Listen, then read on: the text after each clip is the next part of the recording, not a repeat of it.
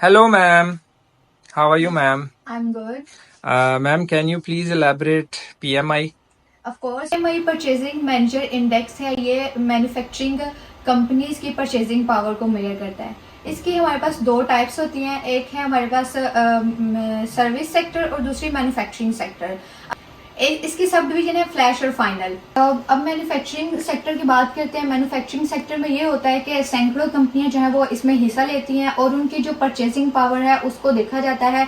अगर तो वो प्रीवियस इंडेक्स से जो है उसकी परचेजिंग पावर बढ़ रही है या कम हो रही है। अगर वो उसकी वैल्यू जो है पीएमआई की वैल्यू 50 से ज्यादा आती है तो इसका मतलब ये है कि कंपनीज जो है वो ग्रोथ कर रही हैं, और अगर 50 से उसकी वैल्यू कम आती है तो इसका मतलब ये है कि वो नुकसान में है।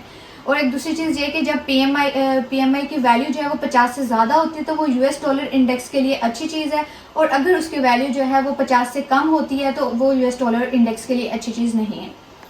सेकेंड में आ जाता है हमारे पास सर्विस सेक्टर। सर्विस सेक्टर में मुख्तलिफ लोगों की जो है वो उनको मिला के, जैसे कारपेंटर हो गया, प्लम्बर हो गया, और इंटरनेट सर्विसेज प्रोवाइडर हो गया, डिलीवरी मैन वगैरह वगैरह, इस तरह के लोग जो हैं उनके वेजेस और कॉस्ट ऑफ मटेरियल को मिला के एक रिपोर्ट तैयार की जाती है, जिसमें अगर हमारे पास पीएमआई की वैल्यू 50 से ज़्यादा आए तो इसका मतलब है वो इकॉनमी के लिए बेहतर है, और अगर उसकी वैल्यू जो है वो 50 से कम आए तो इसका मतलब है कि वो इकॉनमी के लिए अच्छी चीज़ नहीं है।